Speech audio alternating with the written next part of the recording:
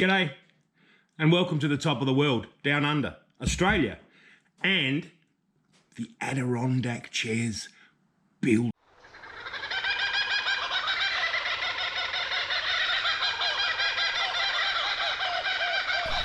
Kookaburra laughs at us, don't they?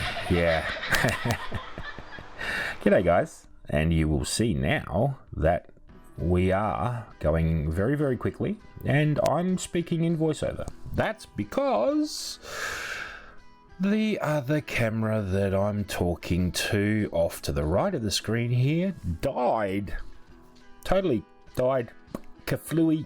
Went kaplooey. That was it. But we didn't know it at that point. See, there I am, turning it on, ready to go over and start talking and be clever. There's Nath trying to sort out all the bits and pieces for me to start shooting.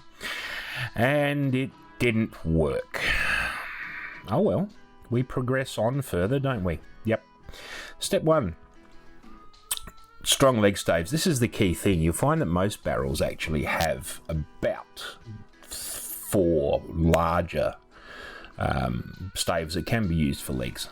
And you pick the smaller ones for the seats. The crucial thing with this bit is that they need to be not cracked. Look for blemishes. Avoid blemishes as best you can. Blemishes are not good things. Not at all, because that's a weak point. A weak point. And obviously, as you can see, you never make one chair. This was 2. And we did this before the table that's already been posted. So what you'll see me there doing is taking out some nails. Some of those bands, they're actually tacked on with nails, so you've got to remove them. They're really sharp and nasty. And a tip too, don't drop them on the ground if you're working somewhere where there are car tires or motorcycle tires or any such thing, because they will puncture like there's no tomorrow. Now I'm placing the bottom and the front staves there, measuring them out, as you can see, marking the top and the bottom point. And then what we will be doing is that's where it's going to cut. So you mark where the inside line is and you mark where the outside line is on the leg stave underneath. They're going to be cut off. So in a second we will be popping up, there we go, popping up the infill ones. Now that's a bit of visual sort of laying them out evenly, but also making them look like color wise that they're consistent. So so you don't have a patchwork look, unless you want a patchwork look, light dark, because that's cool too. We experimented with that. We've even experimented with doing red wines and white wine and red wine and white wine, so a zebra type look.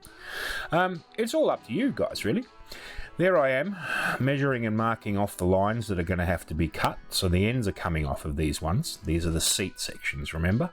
But the bit where the end of the stave locks into the headboard isn't needed here. So we'll use those in another project later on.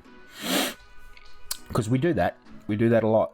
You hang on to these things. You can make candle holders and all sorts of crazy things. Bits and pieces, always need them. So while I was feverishly marking away, and I'm marking down the cut lines now, Nath was just watching. In a second we're going to set up.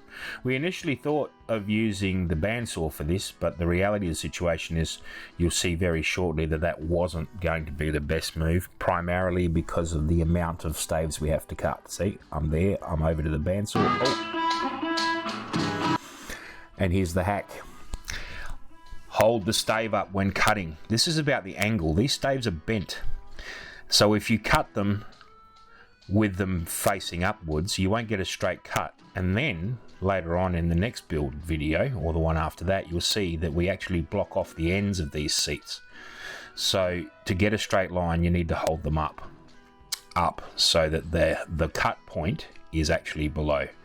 And there's Nath and I discussing which one looks best. Yep, fine. Numbering them. Now, number them on the edges, on the ends and on the edges, not on the face, because what you're trying to do is save that red patina. You see the dark stuff? That actually comes up as a beautiful red when it's all lacquered and glossed. That's the wine bit that's stained the oak. You don't want to damage that by sanding it off.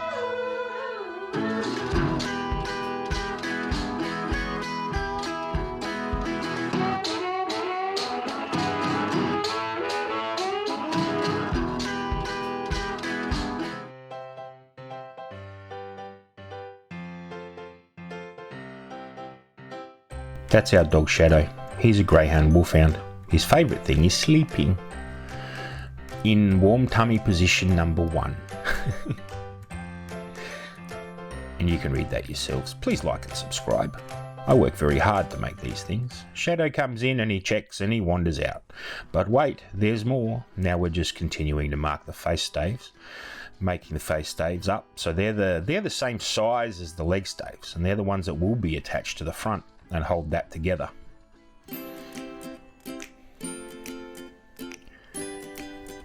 And here's Shadow's shadow. Here's Blossom. It's his daughter. She's 3 in this video. And her favourite thing is doing whatever Dad Shadow does. So wherever Dad Shadow goes, Blossom goes. And she'd like you to like and subscribe my video too, please. There she is, in the back. Hello. Hello, Dad. Yep. See you later. Boom, boom. So that's the face stave. That'll be actually the sitting behind the knees when this seat base gets lifted.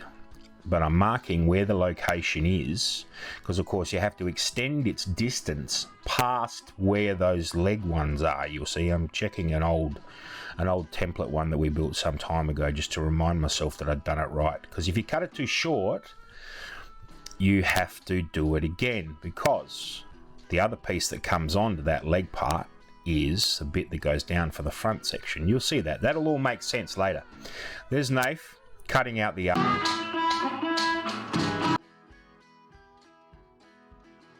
Great hack, this one. Use a template. I've decided to do a double screw sort of situation, and that's sort of the way it ends up being for me. That template is cut out of a chopping board, one of those plastic white cheap shop chopping boards that I have drilled spaces in for holes. So there we go, guys. That's how you do it. That way you get a consistent line.